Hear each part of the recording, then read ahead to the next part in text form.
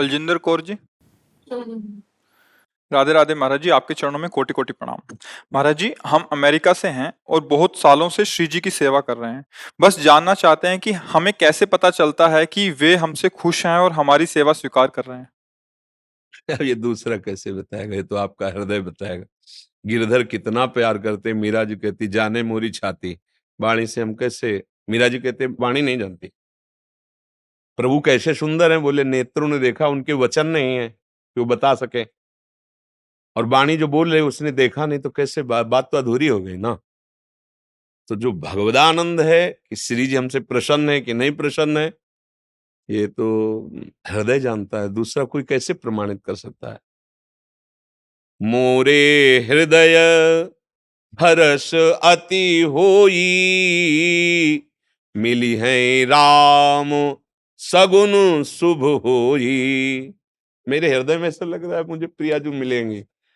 अब प्रभु मिलेंगे मुझे। अगर मिलना न होता तो संत समागम, नाम जप, साधु सेवा, ये सब कैसे? अब मुझे लग रहा है प्रभु मिले, ये अपने हृदय में आने लगता है। अपना हृदय साक्षी होता है, इसमें दूसरे की ही कोई प्रमाण की जरूरत नहीं होती।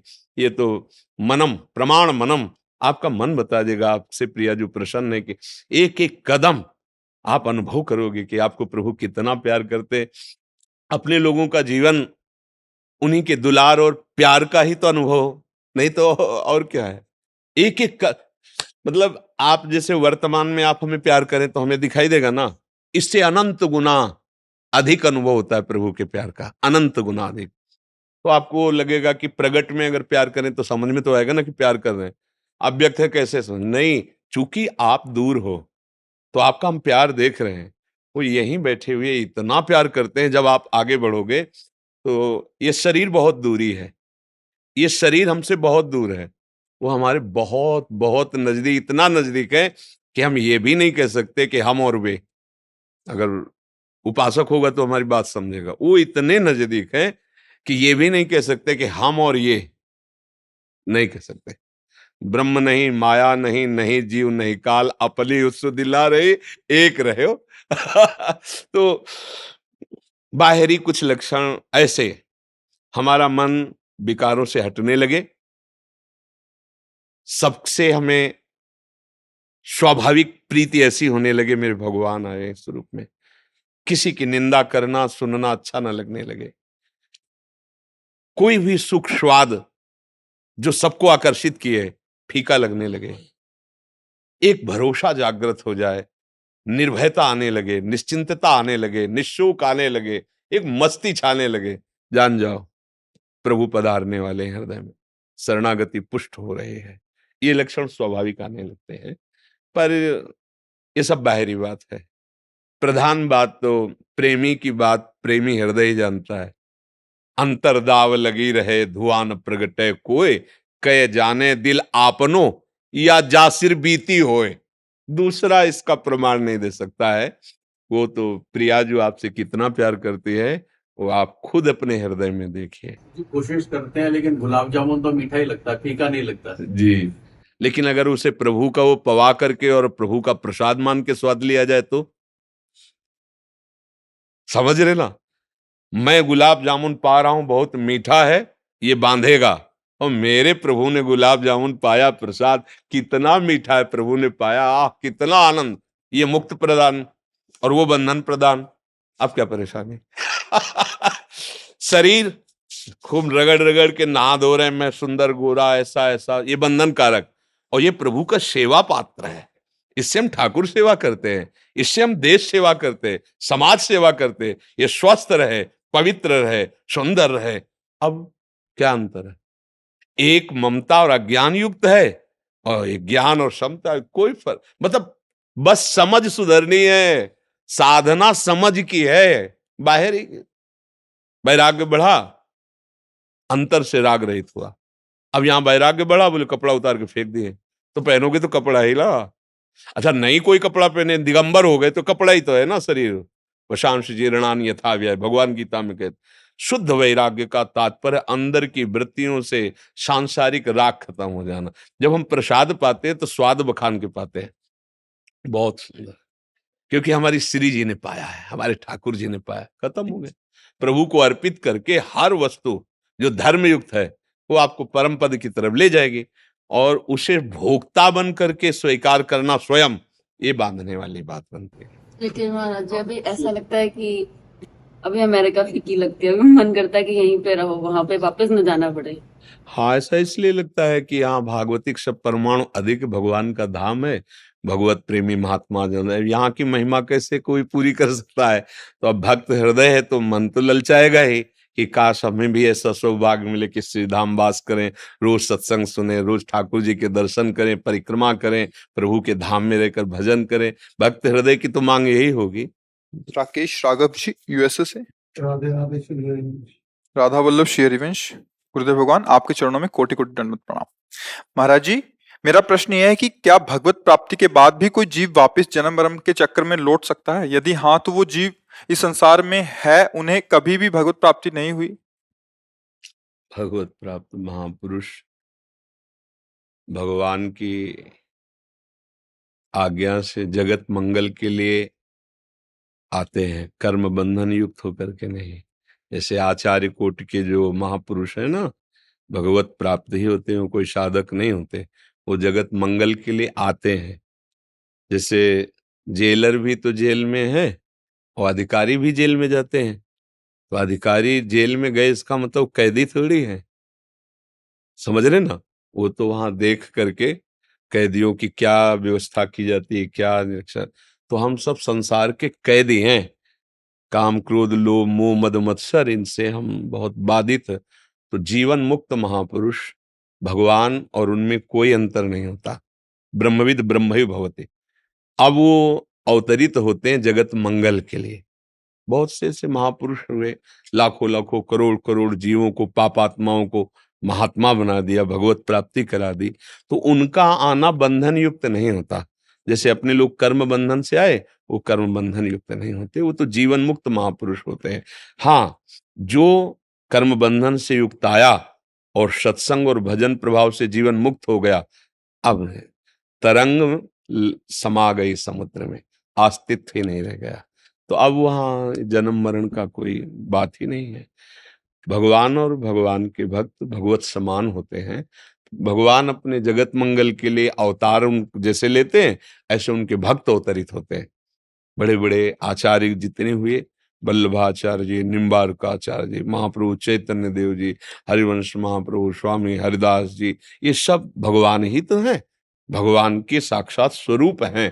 तो इनमें जीवन मुक्त होने वाली बात ही नहीं है, तो भगवान ही ईश्वर कोटि के हैं। अपने लोग जो सांसारिक धरा में आए, फिर इनके वचन मानकर भजन साधना उपासना और ऊंचाई पर पहुंचे, तो खत्म हो गया। नदियां पार हो गए, अब नाव की जरूरत नहीं है और कोई भय भी नहीं रहा। तो भय समुद्र पार होने के लिए सारे सिद्धांत है। आज उसको समझ में आ गया कि मेरा स्वरूप क्या है। तो ये देह का भाव अभिमान, इंद्रियों द्वारा भोगों को भोगना, ये अज्ञान की धरा में है। जिस समय विशुद्ध ज्ञान हो, अब उसका कोई बंधन नहीं, अब वो जन्म मरण के चक्र से मुक्त हो जाता है। समझ रहे ना जी। अच्छा, इसका प्रमाण दूसरे को नहीं दिया जा सकता, क्योंकि अनुभोगम में भजे जय संता, ये अनुभूति का विषय, इसका प्रमाण थोड़ी दिया जा सकता। हाँ, कुछ बाह्य लक्षण ऐसे हैं जिनसे जाना जा सकता है कि क्या स्थिति है, वो भी वो जनाना चाहे तो नहीं। बाह्य लक्षणों को बदल सकते हैं, वो अपने को छुपा सकते हैं। वो कई ऐसे महापुरुषों के चरित्रों में जैसे बाह्य लक्षण है, मान रहित, मोह रहित, किसी भी प्रकार के किसी भी विषय के संयोग में आने पर विषय भोगने की इच्छा ना होना, नाना प्रकार की विपत्ति, नाना प्रकार की सुख संपत्ति, दोनों में विचलित ना होना।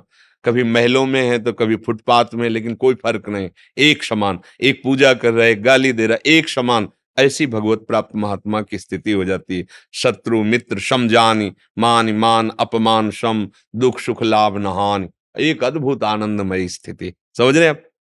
खूब नाम जप करो, धीरे धीरे बुद्धि पवित्र होगी, तब आपको समझ में आने लगेगा जी। कर्नल राकेश कुमार वर्मा जी। राधा वल्लभ श्री हरिवंश। महाराज जी आपके चरणों में कोटि कोटि नमन। गुरुजी, राधा रानी एवं आपकी कृपा से आपके बताए मार्ग पर विवेक, दृढ़ निष्ठा और संकल्प से शास्त्र संबद्ध चलने का प्रयास कर रहा हूँ। नाम जप और ध्यान भी चल रहा है। गुरुजी, मन में एक प्रश्न है। जब शरीर छोड़ने पर प्राणी अपने कर्मों के अनुसार या तो वो मोक्ष प्राप्त करता है, या स्वर्ग जाता है, या नरक जाता है, या पुनः मनुष्य योनि में जन्म लेता है, तो ये पितृ कौन है?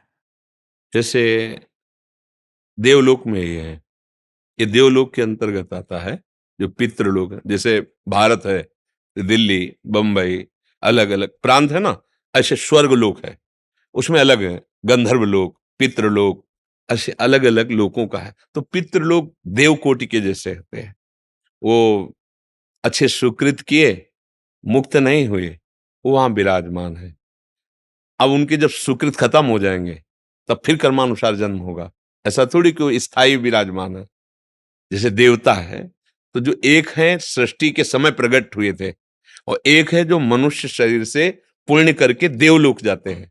तो उनके जब पुण्य छीन होंगे तो फिर यहाँ आएंगे। पुण्य छीणे मृत्यु लोके विसंति। ऐसे ही पितृ हैं, जो स्थायी पितृ हैं वो अलग है। जैसे अग्नि देवता है, अब ये कोई तपस्या या पुण्य से थोड़ी, ये तो अग्नि अवतरित ही हुए हैं जगत सृष्टि के विधान में। पवन देवता है, ये अवतरित हुए हैं। अब ये थोड़ी कि इनके पुण्य क्षीण होंगे तो मृत्यु लोक में जन्म लेंगे, ऐसा नहीं। अब जो हम तपस्या भजन पुण्य करके स्वर्ग लोक जाएंगे, जब तक उनका पुण्य रहेगा तब तक भोग मिलेंगे, फिर इसके बाद हटा दिए जाएंगे वहां से, फिर मृत्यु लोक आ जाएंगे। तो ऐसे ही पितरों का है, जो स्थायी पितर जैसे अर्यमा आदि हैं, ये भगवत स्वरूप है, उस लोक के अधिष्ठात्र हैं, उनके अंडर में जाकर हो। अब तभी तो मनाते कि अगर हमारे कुल में कोई महात्मा प्रकट हो जाए, भक्त प्रकट हो जाए, भजन करे, तो हम इससे ऊपर निकल जाएं। पुण्य क्षीण होने पर मुझे नीचे जाना पड़ेगा। अगर वो बहुत पुण्यात्मा और भजनानंदी हमारे कुल में आ गया तो हमारा कल्याण हो जाएगा। तभी कहा गया ना 21 पीढ़ियां तर जाती हैं। उसके पितर देवर्षि नारद जी ने कहा है, जब कोई भगवान का भक्त जिसके कुल में पैदा होता है तो वहां पितर उत्सव मनाते हैं, पितृलोक में ताल ठोकते हैं, भुजा ठोकते हैं। आप मुझे कोई परास्त नहीं कर सकता, क्योंकि भगवान का भजन करने वाला बालक हमारे कुल में, अब हमारा निश्चित कल्याण हो जाएगा। अब हम यहीं से ऊपर जाएंगे, नीचे गिरना नहीं पड़ेगा, अब हमें ऊपर जाना होगा, भगवत धाम में जाएंगे। तो ये विषय है कि पितृलोक में जो सुकृतवान, अब जैसे अपने पितर नरक में भी तो है ना, कोई ऐसा थोड़ी है कि वो नरक में नहीं। दोनों प्रकार के कर्म जैसे होते हैं ना, तो जिसकी जिस कर्म की वृद्धि हो गई, अच्छे बहुत कर्म हुए तो देवलोक के पितर, और बुरे कर्म हुए तो पितर नरक लोक में भी तो है ना, नरक की यंत्रणा भी भोग रहे हैं। तो दोनों अभी अधूरे ही तो है ना, दोनों अधूरे हैं। पूर्णता को ना तो स्वर्ग वाले प्राप्त है, वो तो नरक ही है, उनको भी जन्मना होगा, इनको भी जन्मना होगा। ये थोड़ा अच्छी सुविधाजनक जेल है, और वो जो नरक है बड़ी असुविधा और कष्टप्रद जेल है। जेल दोनों ही है। देवलोक कोई स्वतंत्र लोक थोड़ी है कि परमानंद की अनुभूति होगी। पूरा का पूरा जलन वैसे ही होती रहती है। अपने बगल से विमान निकला, अपने से कई गुना अच्छा और कई गुना सुंदर अप्सरा, कई गुना सुंदर उसके सुख सामग्री, तो देख के ईर्ष्या हो रही, जलन हो रही। इसके बाद स्मृति आती रहती है, ये पुण्य खत्म हो जाएगा। जैसे आप बहुत 5 स्टार होटल में कमरा लिए, हर व्यवस्था आपकी है, और आपका बैंक बैलेंस कम होता जा रहा है। अब आपके दिमाग में चलेगा अब क्या होगा, जिस दिन बैंक बैलेंस खत्म हो जाएगा मुझे धक्का मार के होटल से निकाल दे। वही दशा, जहां निकलने का समय आता है तो उसके गले में पड़ा हुआ पुष्पमाला कुम्हलाने लगता है। बस भयंकर दुख उसको होता है, ये अप्सरा छूट जाएगी, ये विमान छूट जाएगा, ये सुविधाएं छूट जाएंगी, अब पता नहीं कहाँ जन्म होगा। फिर जहां खत्म, जैसे आपका पैसा एकदम खत्म, अब वहां से धक्का मार के निकाल दिया गया। अब वो आएगा इस लोक में, जो बचे हुए सुकृत है, पूर्व के जो जमा हुए हैं, जो भोग चुके हो अलग, जो पूर्व के जमा उनसे कुछ हिस्से में, अब वो कहां जन्म लेगा, वो भगवान विधान करते हैं। ऐसे नरक से पाप कर्म भोगा, पवित्र हुआ, अब वो कहां जन्म लेगा। लेकिन ये दोनों अधूरापन ही है, सोने की जंजीर और लोहे की जंजीर जैसा दोनों को बंधन दोनों को है। मुक्त वो हो जाता है जो भगवान को प्राप्त हो जाता है, उसके मरने या रहने से कोई फर्क नहीं पड़ता है। जीवित भगवान को प्राप्त है, ये निरंतर भगवान का सुमिरन हो रहा है, भगवान की सेवा को, तो जीते जी मुक्त है। अब वो जीते जी मुक्त है, शरीर छूटना एक केवल क्रिया होगी, वो जीते जी मुक्त हो चुका है। कहा नहीं जाता, जीवन मुक्त महापुरुष है, मतलब शरीर का कर्म बंधन कट चुका है। अब केवल प्रारब्ध रह गया है, जितने समय तक वो बस शरीर छूटा तो जो हैं वही हैं, वो जीते जी ब्रह्म स्वरूप हो गए। अपने स्वरूप में स्थित है, उनका कहीं आना जाना नहीं होता, ज्ञानी का। और भक्त का जो भावना करता है कि मुझे साकेत जाना है, राम जी के पास, मुझे कैलाश जाना है, शिव जी के पास, मुझे गोलोक जाना है, मुझे वृंदा, वही वही चिदानंद धाम स्वरूप से उसमें विराजमान हो जाता है। गुरु जी ये मान के चले कि जैसे फौज में यूनिट पे पहुंचने से पहले एक ट्रांजिट कैंप होता है, बीच में कुछ दिन के लिए वहां पर उनको रखा जाता है, जिससे कि यूनिट पहुंचने से पहले उनको सब समझ आ जाए। तो ये बीच का हिस्सा है, अभी पूरा नहीं हुआ। नहीं, यूनिट देखो नहीं उसमें पहुंचे, क्या, यूनिट मतलब मोक्ष। देखो उसमें क्या है कि उसको तो लक्ष्य तक पहुंचाना है, पर ये लोग लक्ष्य से रहित है, इनको लक्ष्य का ही पता नहीं है ना, इसीलिए तो भटकाव होता है। नहीं, अभी लक्ष्य का पता हो तो वहां थोड़ी बीच में जाना है, सीधे लक्ष्य में पहुंचना है। ऐसा थोड़ी कि सबको स्वर्ग ही जाना पड़ेगा, नरक ही जाना पड़ेगा, नहीं, सीधे भगवत प्राप्ति। ये मनुष्य जन्म में यदि हम सुलझ जाएं, सही से भजन करें, तो हमारे शुभ अशुभ दोनों भस्म हो जाएंगे।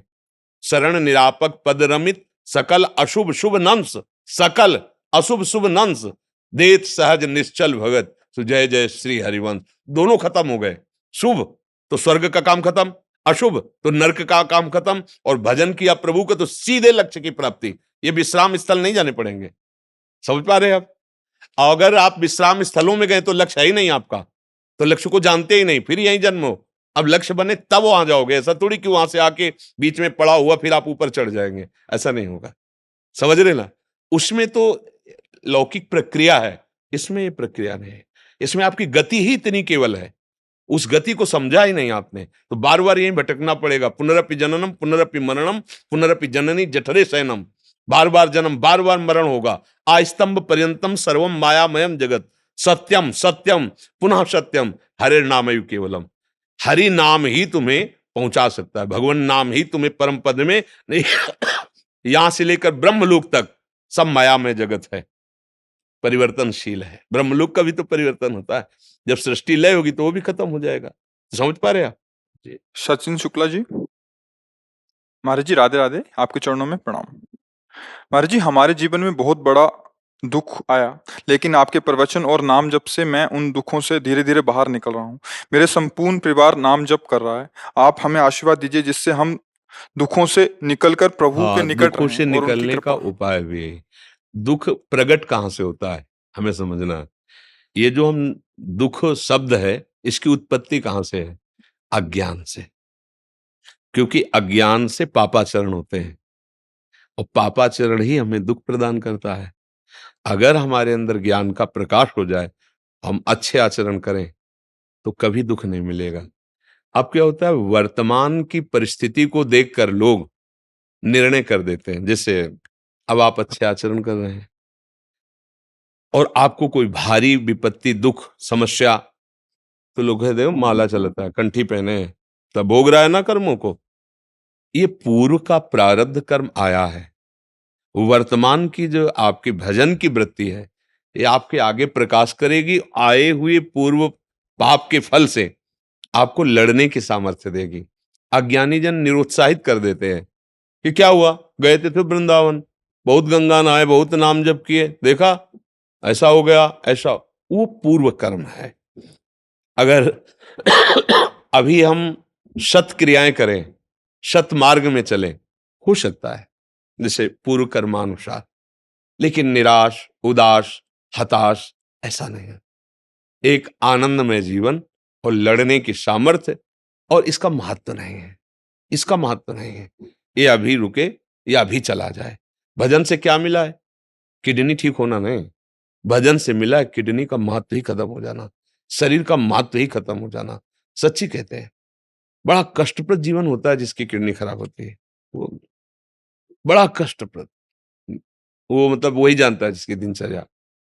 पर भगवान के आश्रय से वो, जैसे कोई जमीन पर अपना अधिकार कब्जा कर ले, ऐसे हमारे मन पर, हमारी बुद्धि पर, हमारे चित्त पर, हमारे अहंकार, हमारे गुरुदेव, हमारे आराध्य देव ने अपने चरण पर धरा दिए। जो कुछ है हो रहा ना, उनके चरणों के प्रताप से हो। भजन का फल है अब हमसे गलत आचरण न हो। पूर्व में जो गलत आचरण हुए, उनका प्रभाव हमें परास्त न आएंगे तो, क्योंकि हमने कमाई की है ना, तो आएंगे, पर वो हमें परास्त न कर पाए। किसी और की बात नहीं सुननी। नहीं, लोग निरुत्साहित कर देते हैं, आप दान पुण्य ये सब कर रहे हैं, आपके हाथ क्या लगा? नहीं नहीं, ऐसा नहीं है। वो पूर्व में जो आ रहा है ना, वो हमारे पुरानी फसल है, किया हुआ कर्म है, वो हमको दंडित करने के लिए आ रहा है। हम सर झुकाकर स्वीकार करते हैं। उत्तम आदमी वही है जो अपनी गलती को स्वीकार कर ले, क्योंकि निर्णायक सर्वज्ञ है भाई। यहाँ का निर्णायक प्रमाणों से निर्णय देता है, नहीं, वकील के प्रमाण, साक्ष्य आदि, तो उससे फिर वो दंड देता है। लेकिन जो सर्व न्यायाधीश है, उसको किसी प्रमाण की जरूरत नहीं, वो तुम्हारे हृदय में ही बैठा हुआ है। जहां से कोई संकल्प उदित होता है, उसके पहले ही वो जान रहा है। उसके द्वारा कभी गलती नहीं होती, चूक नहीं होती, क्योंकि वो सर्वज्ञ है, सर्वत्र है और सर्व सामर्थ्यशाली है। तो जो मेरे जीवन में विधान आया है, बहुत ही संभाल कर हमारे बहुत बुरे कर्म को बहुत कम में निपटाया जा रहा है। और वर्तमान में अपने चरणारविंद में हमारे मन की वृत्ति जोड़ दी, ये बड़ी कृपा हुई। अगर शरीर से जुड़ी होती, तब तो भोग मिलता, बहुत बुरा दंड मिलता, जो दंड है। लेकिन चित्त जुड़ा है प्रभु के चरणों में, तो अब दुख सुख भोगता बचा ही नहीं, वो मन सुख सिंधु के चरणों में, अब कोई बात नहीं। ऐसे ही ये बहुत सुंदर बात कि आप सुलझकर भगवान के आंतरिक भाव से शरणागत होकर पूरा परिवार नाम जप कर रहे, तो हम मान सकते हैं दुख आएगा, विपत्ति आ सकती है, अव्यवस्थाएं बढ़ सकती हैं, अव्यवस्थाएं, तो उसका तुम परिणाम मत समझना कि मैं सत्य मार्ग में चल रहा हूं, साधु सेवन कर रहा हूं, भजन कर रहा हूं, तो उसका ये फल नहीं। जब फल आएगा ना, तो नाच पड़ोगे, झूम पड़ोगे कि ओ मेरे मालिक कितने कृपालु। सच्ची कहते हैं, सच्ची, ये हृदय की बात कहते हैं। देखो, किसान भी जब एक फसल पैदा करता है, तो 5-6 महीने लगते हैं खेती बनाना, बोना, धीरे धीरे उसको फिर विपरीत जो अंकुरण होते हैं, घास आदि, उनको हटाना, सींचना, उर्वरक डालना, उनकी रक्षा करना, खेती परिपक्व हो जाना, फिर डाला था 40 किलो, वो आया 60 मन। लेकिन अगर बीच में सोचो तो केवल घास घास जैसा दिखाई देगा गेहूं, कुछ नहीं है। समझ रहे हैं? बीच में मत देखो, परिणाम में देखो। तो अभी जो साधन कर रहे हैं, भजन कर, हमको उबना नहीं, और ऐसे लोगों से नहीं मिलना जो निरुत्साहित करते हैं। बहुत लोग ऐसे मिलेंगे, ऐसे लोगों की बातें मत। ये सत्य मार्ग है, परमानंद प्रदान करता है, बिल्कुल। हाँ, सत्य को समझना थोड़ा कठिन हो, अगर समझ गए तो यही है। एक किसी ने तर्क किया, हम प्रायः कहते भगवान के भजन करने वाले का कोई बाल बांका भी नहीं कर सकता। तो किसी ने तर्क किया, होते हैं ना मानसिकता के, कि पूज्य श्री राष्ट्रपिता महात्मा गांधी, रघुपति राघव राजा राम, पतित पावन सीताराम जपते रहते थे और उनको गोली मारी गई। आप कहते हो बाल बांका नहीं होगा? ये देखो, अंतिम शरीर की प्रक्रिया, द्वारिकाधीश भगवान जा रहे और एक व्याध बाण उनके चरण, अंतिम लीला। लेकिन आज भी अगर तुम जानते हो कि वो नाम जप कर रहे, तो कोई भी हो, सबकी पास महात्मा गांधी है, सबको रखना पड़ेगा महात्मा गांधी का। किसी भी धर्म के हो, किसी भी, अपनी पर्स में संभाल के रखना पड़ेगा, है नहीं? राष्ट्रपिता उनकी छाप से चलता है, नहीं चलता? उनका चश्मा, उनका महात्मा गांधी है ना, रघुपति राघव राजा राम, पतित पावन सीताराम, ऐसा नहीं है। अच्छा, ये बाह्य शरीर त्याग की लीला है, लेकिन जो परिणाम निकलेगा, ये तो बाह्य माइक बात है, ये जो परिणाम में वो साक्षात भगवान के स्वरूप हो गए। और देखो, राष्ट्र पिता कहे गए, राष्ट्र पिता कहे गए, ऐसा नहीं मानना चाहिए। परिणाम में देखो, ये लीला है, शरीर रचा गया है, अब इसकी अंतक्रिया क्या है, कौ कीड़ा पड़े। कितने ऐसे पापी लोग हैं, 1 सेकंड में चले गए, जुकाम भी नहीं हुआ। कितने ऐसे महात्मा जन जो बहुत ही कष्टप्रद जीवन गया, या कैंसर, ये कष्ट, ये कष्ट, इसका निर्णय करना थोड़ा कठिन है। अनंत जन्मों का हिसाब, उनका आखिरी जन्म है, पूरा सब रजिस्टर साफ। अब वो दौड़ेगा भी, करोड़ों जन्म, जन्मना मरना है, वो अलग हिसाब है। अब ये ज्ञान तो है नहीं, तो हम लोग तर्क कर देते हैं कि ऐसा क्या हुआ, वो तो पिट गया।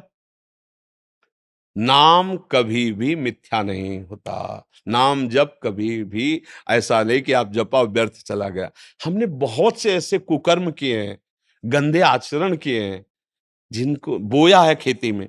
अब वो जब उपजेगा तो कष्ट तो होगा ही ना, अब वो तो भोगना पड़ेगा ना। अब शरीर को नहीं। अच्छा बताओ, जैसे बड़े बड़े संत महात्मा हैं, पूज्य भाई जी महाराज, उनकी से हनुमान प्रसाद उनकी वाणी से करोड़ों भगवत प्राप्त हो गए, देश विदेश सब, और आगे होते रहेंगे। शब्दों में दम होता है ना। लेकिन कैंसर था, उदर में कैंसर, मतलब जवान में पानी रखने की भी सामर्थ्य है। ऐसी अंतिम जो लीला थी, अब आप क्या कहेंगे। और भाव देश में महापुरुषों ने देखा कि श्री जी की सखियां आई पालकी में बैठाल करके। श्री जी, ये थोड़ी संसारी चश्मे से देख सकते हो तुम। पंडित गया प्रसाद जी महाराज यही गिरिराज जी से देखा कि दिव्य पालकी में वृंदावन कोई सहचरी आ रहे, तो देखा कि अरे ये तो भाई जी हनुमान प्रसाद पोद्दार है। तुरंत तो पता लगवाया, बोले हाँ भाई जी पधार गए। देखा, और शरीर छोड़ने की प्रक्रिया क्या थी, कितना कष्टप्रद।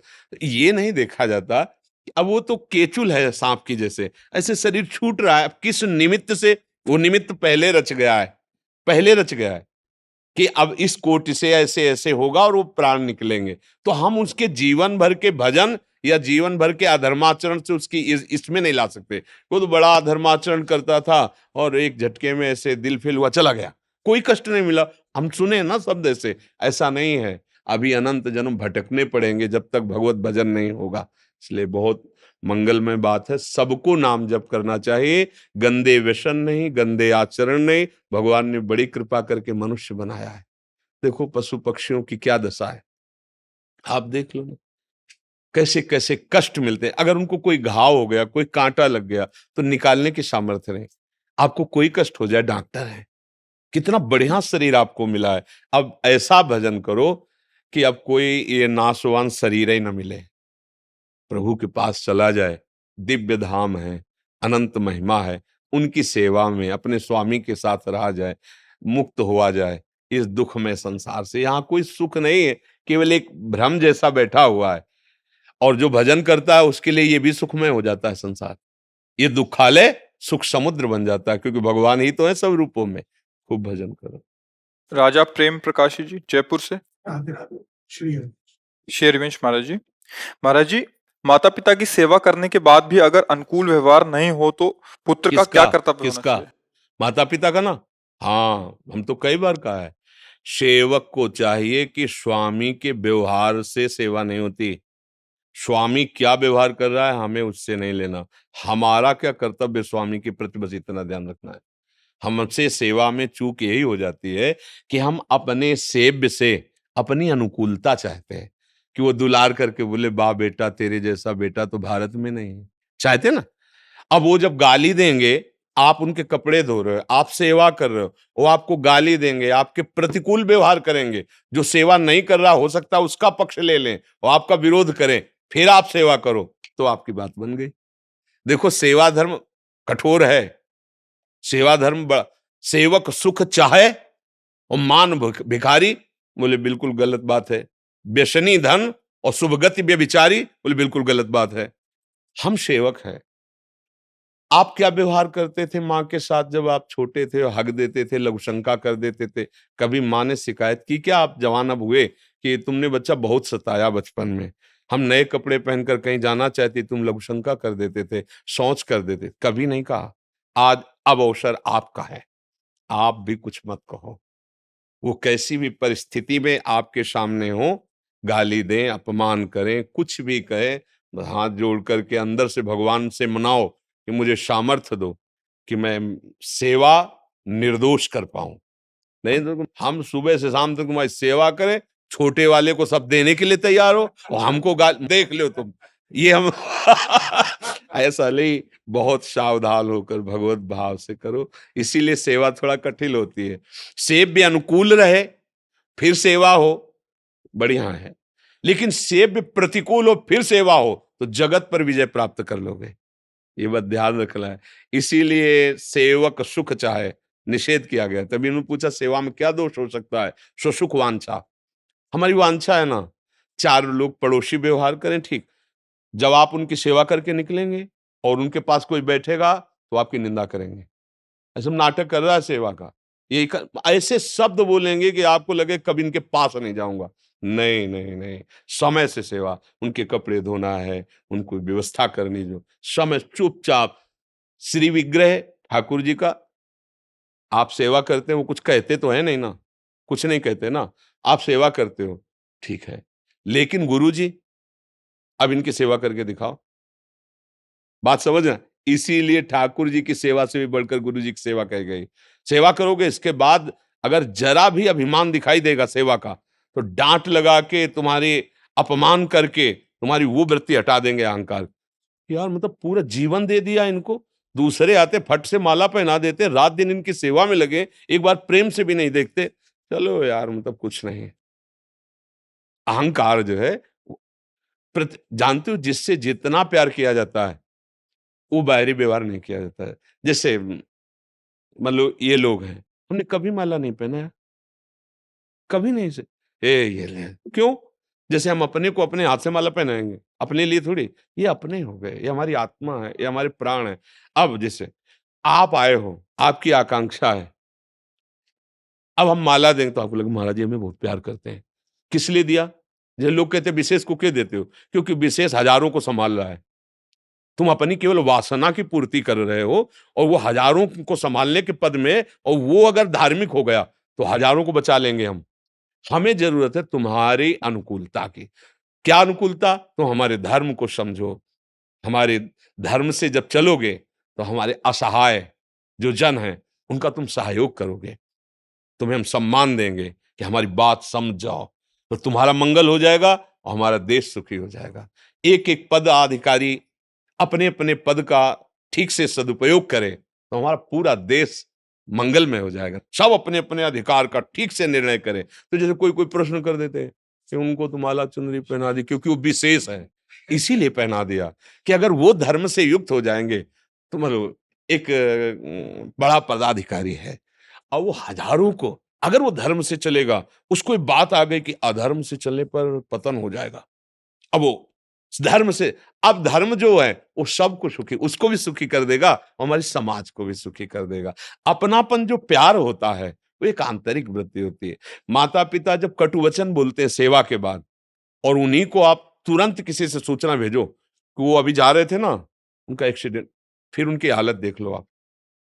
फिर उनकी उसी समय जो तुम्हें गाली दे रहे थे, जो तुम्हें अपमान, उसी समय उनके अंदर कितना प्यार है आपके प्रति, वो एकदम एकदम आप देखोगे कि अरे हम तो जान ही नहीं पा रहे थे इतना प्यार कर रहे हैं। बहुत समल सेवा भाव में भगवान बुद्धि ऐसी कर देते हैं सामने से कि लगता है कि सेवा क्या, इनके नजदीक भी मत जाओ, व्यवहार उनसे ऐसा करवा देंगे। इसलिए बहुत सावधान हो, और यही आपके मंगल का विधान हो जाएगा। अमर जी, आप आर्मी में ब्रिगेडियर हैं, इधर ही दिल्ली में पोस्टेड है अमर जी, आप सत्संग सुनते हैं। काम जब करते रहिए। देखो, ये जीवन देश सेवा में, तो इसका हमें फल मिलना चाहिए कि अब हमारी इससे ऊंची स्थिति होनी चाहिए, नीची नहीं होनी चाहिए। मनुष्य योनि में आकर परम पवित्र महामहिम भारत देश में जन्म लेकर और राष्ट्र की सेवा में अपने प्राणों को न्यौछावर करने का उत्साह रखकर, ये जो आपका, हम इसीलिए बहुत प्रसन्न होते हैं जब कोई आर्मी का कोई कि हमारे देश की सेवा के लिए एक जैसे तपस्वी तपस्या परायण होता है, ऐसे एक सैनिक कहीं भी उसको लगा दो, हर कष्ट सह कर वो देश रक्षा के लिए लगा। अब ये बाह्य सेवा हुई, अब आंतरिक सेवा पर ध्यान देना है। कुछ समय बाद हो सकता है आपको रिटायर किया जाए, आपकी चित्त वृत्ति प्रभु के चरणारविंद में लग जाए, तो मनुष्य जीवन सार्थक हो जाएगा। तो कुछ समय तो ऐसा निकाला जा सकता है जिसमें एकांत में बैठकर शास्त्र स्वाध्याय, नाम जप आदि, ऐसी कुछ दिनचर्या है आपकी? है? हाँ, जरूर करते रहिएगा, क्योंकि ये शरीर और संसार एक दिन छूटेगा। नहीं छूटेगा? छूटेगा ना। अब हमें जहां जाना है वहां का परिचय तो है लेना, तो हमें वो परिचय बनाना है। नाम जप करते रहिए और जितना बन सके जो आपके सानिध्य में है उनको भी सतमार्ग की तरफ, सतमार्ग का मतलब कोई वेश या कोई बाहरी परिवर्तन से नहीं होता, आंतरिक परिवर्तन से। हमारे कोई भी ऐसे गंदे आचरण ना हो, हमारा कोई गंदा ज्यादा विचार ऐसा ना हो, तो हम जो सेवा देश की कर रहे हैं इससे भी भगवान प्रसन्न हो जाएंगे। साथ में नाम जप करते रहे और देश सेवा का जो भाव, और साथ में जो हमारे, जैसे आप एक विशेष पद पे हैं तो आपके अधिकार में बहुत से हैं, आपकी वाणी से उनका देश सेवा का उत्साहवर्धन होता है, आपकी वाणी से उनके आचरणों में पवित्रता आ सकती है। ऐसा प्रयास करते रहिए और जब रिटायर भी हो जाइए तो नौजवानों को प्रेरित कीजिए देश सेवा के लिए। है ले जी, धन्यवाद, धन्यवाद। राधा राधा राधा। जय जय। जी, अब मुरैना एक जगह है, वहाँ के विधायक हैं हमारे जी, वो देखो, हमारे पास जैसे आपको प्रभु ने अवसर दिया, भेजा, क्योंकि बिना प्रभु की इच्छा के धाम आना, संतों से मिलना, ये बिना भगवत कृपा के नहीं होता। उन्हीं की अब मोहि भाव भरोसा हनुमंता, बिनु हरि कृपा में। तो इतनी आपसे प्रार्थना है कि जो आपको पद मिला है उस पद का सदुपयोग करते रहना, ये भगवान की सेवा होगी। किसी भी असहाय असमर्थ को सहयोग देना, भगवान का स्मरण करते हुए अपनी समाज को सुव्यवस्थित रखना, इन पदों का जो सेवा भाव है ना, जैसे आप कोई विधायक है, कोई सांसद है, कोई मंत्री है, कोई मुख्यमंत्री, ये समाज से अगर ये सेवाएं ना हो तो बड़ी समाज में अव्यवस्था फैल जाए। तो आपको एक व्यवस्था दी गई समाज की, तो भगवत कृपा से आप समाज प्रिय बने, आपको समाज प्यार करे। किस भाव से? जब आप उनकी सेवा की भावना रखेंगे। किसी को भी कोई भी समस्या है जो आपके पद के अंतर्गत है, आप उससे मिलिए, आप प्यार से व्यवहार, पहला तो सहयोग वाणी का ही होता है, प्यार से उसे ढांढस बंधाइए और जितनी आप में सामर्थ्य शक्ति दी है हमारी भारत सरकार ने, उसके अनुसार उसका हित कीजिए, उसका मंगल कीजिए। कोई भी अधर्माचरण करके किसी को सता रहा है, उसको शासन में लीजिए। जैसे कोई लोग, कुछ लोग कहते हैं कि अधर्म करने वालों को क्षमा कर देना चाहिए एक बार। अगर अधर्म करने वालों को बार बार क्षमा किया जाएगा तो उसकी अधर्म प्रवृत्ति बढ़ जाएगी और हजारों को दुख पहुंचाएगा। तो अगर एक अधर्मी को दंड दिया जाए तो हजारों ठीक हो सकते हैं। और अधर्म का तात्पर्य होता है जो अपने सुख के लिए दूसरे के साथ धर्म विरुद्ध आचरण करे, अपने बल का दुरुपयोग करे, तो वही अधर्माचरण होता है। तो आप नाम जप कीजिएगा और हमारे भारत सरकार की सेवा में अपने जीवन को समर्पित रखिए और जनप्रिय बनिए। समाज आपको देख करके प्यार की दृष्टि और आदर की दृष्टि दे कि ये हमारे नेता हैं, ये हमारे हैं। ऐसा व्यवहार आपका होना चाहिए। केवल चरणों का ये आशीर्वाद बना रहे कि हम इसी तरह आपके चरणों में आते रहें, बस यही आशीर्वाद चाहिए, आते रहे, इससे हाँ जी।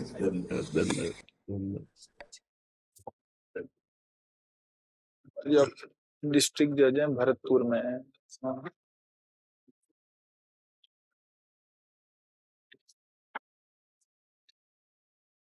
हमसे तो जो मिलता है, हम तो जैसे सूझ जुआरी आपन दाऊं, जुआरी को अपना ही दांव सूझता है, ऐसे ही हमारे पास जो सामने आता है, मुझे यही लगता है कि अपने अधिकारानुसार पद का सदुपयोग करते हुए, भगवान की सेवा भावना हृदय में रखते हुए, नाम जप करते हुए यदि जीवन व्यतीत किया जाए तो जो एक महात्मा की सदगति होती है वही एक गृहस्थ की सदगति। जैसे बता रहे हैं कि आप न्याय न्याय यही पूछना चाहते थे कि काम का सही तरीके से काम करते हुए खुद का भी कल्याण कैसे कर। देखो, आपके द्वारा जो निर्णय होता है उसमें बुद्धि प्रधान होती है और बुद्धि उन साक्ष्यों को प्रमाण मानती है जो वकीलों के द्वारा दिए जाते हैं। अब वो साक्ष्य देने वाला, आपको उससे तात्पर्य नहीं, साक्ष्य जो दिए गए आप उन्हीं के आधार पर निर्णय करते हैं। पर हमारी बुद्धि जो ठीक निर्णय करे उसके लिए उसको साक्षी चाहिए, वो है श्री भगवान। जब हम नाम जप करेंगे और प्रभु के आश्रित रहेंगे तो आपकी बुद्धि में वो जब साक्षी रूप से बैठेंगे तो वो सर्वज्ञ हैं। वैसे हमारी बुद्धि एक सीमा में है, लेकिन सर्वज्ञ भगवान से जुड़ने के बाद वो असीम हो जाती है। आपकी दृष्टि पड़ते ही सामने वाले में क्या कपट किया जा रहा है, क्या छल किया जा रहा है, ये पकड़ लेगा। आपकी बुद्धि में जब भगवान का संयोग रहेगा तो सर्वत्र विराजमान, सर्वशक्तिमान, सर्वज्ञ है, तो आपकी बुद्धि में इतना पावर होगा कि ऐसे देख, वो आपको प्रमाण दे रहा है पर आपकी दृष्टि अगर वो ठीक नहीं है तो आपकी दृष्टि स्वीकार नहीं, इतना पर्याप्त नहीं है। तो मुझे लगता है कि हम सबके जो साक्षी हैं वो श्री भगवान, और यदि उनको सामने रखकर उनका स्मरण करते हुए तो ये जीवन मंगलमय हो जाएगा। नहीं, कभी कभी चूक हो जाती है।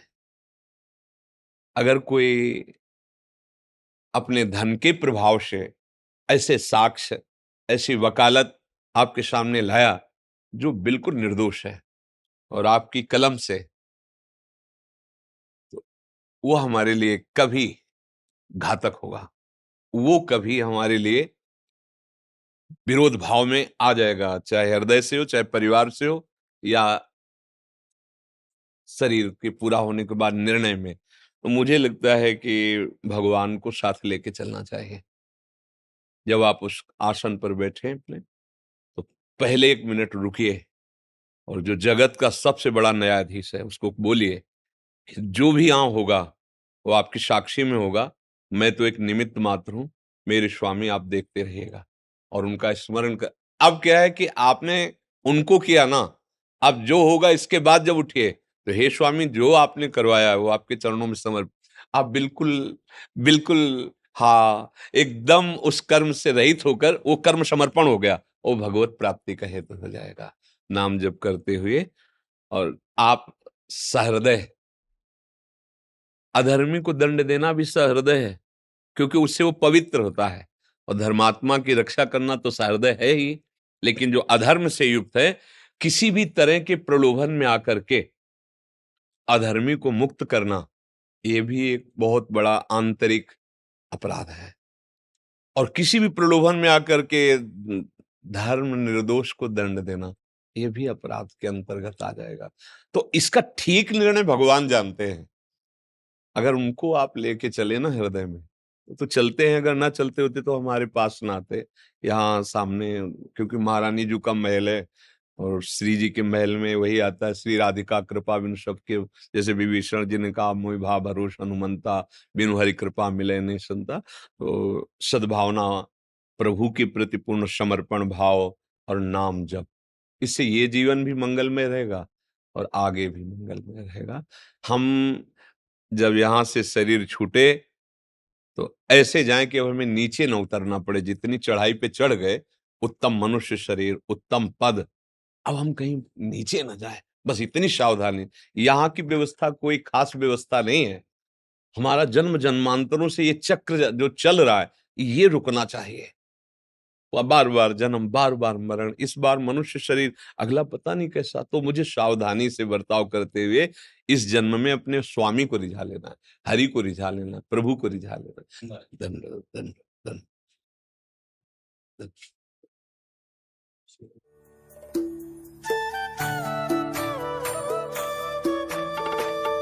सत्संग सुना आपका, बहुत अच्छा लगा। और अभी तो यहाँ मन में बैठ जाते हैं पूरी तरीके से। कोशिश करेंगे कि जाने के 2-3 दिन बाद वापस वैसा ही हो जाता है मन में, इसको बस आप, क्योंकि नाम जब नहीं चलता तो माया फिर गंदा कर देती। जैसे हम पोछा लगा दें और सब खिड़कियां खुली रख दें और धूल भरी आंधी चले तो गंदा हो जाएगा ना, ऐसे ही जब हम बाहर निकलते हैं तो हमारी ये सब इंद्रियां खिड़की हैं, इनके द्वारा गंदगी फिर जाती है और जो हम सुना वो भूल जाते हैं। बार बार सुनिए और खिड़की बंद रखिए। हम गलत चिंतन न करें, गलत देखें नहीं, गलत आचरण न करें, तो जो सुना है वो हमारे हृदय में टिक जाएगा। ठीक है ना?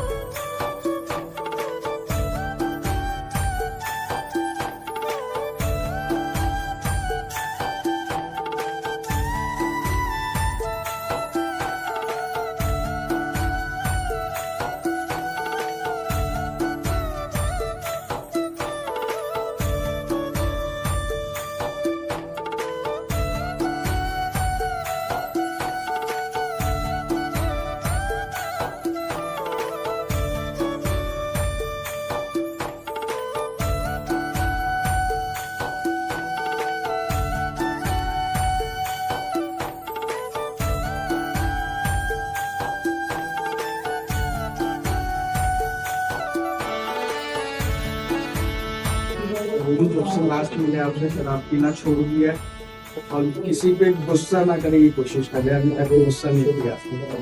बहुत सुंदर है। संघ का ये रंग चढ़ना चाहिए। हम ये नहीं सबसे कहते कि सब इस कोटि के महात्मा बन जाए, पर मनुष्यता तो आ ही जानी चाहिए। आप मदिरा छोड़ रहे हैं, जैसे आप गंदे आचरण छोड़ रहे हैं तो आप ऊंचाई की तरफ चढ़ रहे हैं। आप गंदे आचरण कर रहे हैं तो आप अपने प्रियजनों को भी दुख देने लगेंगे। जैसे आप मदिरा पी रहे हैं, अब उसमें बुद्धि निर्णय ठीक नहीं कर पा रही, तो पूज्य जन, जो प्रियजन है, जो आपको प्यार करते हैं, जो आपके द्वारा पोषित हैं, आप उनका भी हृदय दुखा देंगे और आपका शरीर भी अस्वस्थ होगा और आपकी गति भी बाधित हो जाएगी। जो अभी 83,99,999 योनियों में हमें इतना सुंदर मानव देह मिला, और अगर चूक हो जाएगी तो छिन जाएगी। ये पोशाक है, ये आप नहीं है। सुअर, कुत्ता, गधा, जितनी ये सब पोशाकें हैं, हमारी जब आचरण वृत्ति गिर जाती तो हम ही को भेजा जाता है इन योनियों में। आज जब हम जहां आ गए हैं, अब हमको ऐसी कमाई कर लेनी चाहिए कि इससे नीचे तो ना गिरे ना, फिर अगला जन्म हो, फिर हमें अच्छा परिवार मिले, हम दूसरों को सुख पहुंचाएं, नाम जप करें, देश सेवा करें, गुरु की सेवा करें, माता पिता की सेवा करें, जन सेवा करें। ऐसा भाव। अब शराब पियोगे, मांस खाओगे, गंदे आचरण करोगे, व्यभिचार करोगे, गिर जाओगे। तुम्हारी बुद्धि देश सेवा लायक या समाज सेवा लायक नहीं रहेगी। अब देखो, खुद देखो, शराब पीने के बाद मना स्थिति होती क्या है, खुद देखो ना। एक गंदे विचार, एक अहंकार, एक नाशवान वृत्ति। हमने तो देखा है, यहाँ एक परिक्रमा मार्ग में नाली थी ऐसे, तो वो पार कर रहे थे, ऐसा लग रहा था जैसे समुद्र पार करने के लिए कोई विचार करता है, ऐसे सोच, और फिर गिर गए उसी में, इतनी नाली में। अब बताओ क्या ये सुख है? ये सुख है कि तुमने ऐसा व्यसन किया, पैसा लगाया, स्वास्थ्य ठीक नहीं, नाली में गिर कर रहे हो, मतलब सब तरह से हानि है। तो हम आपको धन्यवाद देते हैं कि आप हमारी बात माने और आप अपना मंगल कर रहे हैं, आप अपना हित कर रहे हैं, ये हमें सुख मिलेगा। जैसे बच्चा दूध पी लेना तो माँ कहती शाबाश। बच्चे को दूध पीना माँ शाबाश इसलिए दी, तो मेरा लाला है, सुखी रहेगा, स्वस्थ रहेगा। ऐसे आप सब हमारे प्रियजन हैं। अगर आप स्वस्थ रहेंगे तो हमारा एक एक आदमी सुधरना शुरू कर दे तो हमारे देश में आनंद हो जाएगा। ये जो क्राइम बढ़ रहा है, गंदी बातें बढ़ रही हैं, इसका कारण हमारी बुद्धि का ठीक निर्णय न होना। अगर आप स्वस्थ रहेंगे, अच्छे विचार वाले रहेंगे, एक सुधरा ना 4 सुधरेंगे, और हम 4 सुधरेंगे ना तो 40 को सुधार देंगे। एक आदमी एक गांव में गंदा आचरण करने लगे और दुष्ट बन जाए तो पूरे गांव का मतलब दुखद भाव हो जाए। आपके रिश्ते नातेदार, आप मान लो कोई गलत कार्य करें तो पुलिस हर रिश्ते में जाएगी, उसके मामा कौन है, उसके जीजा कौन है, उनको भी गाली मिलेगी। आया है क्या वो?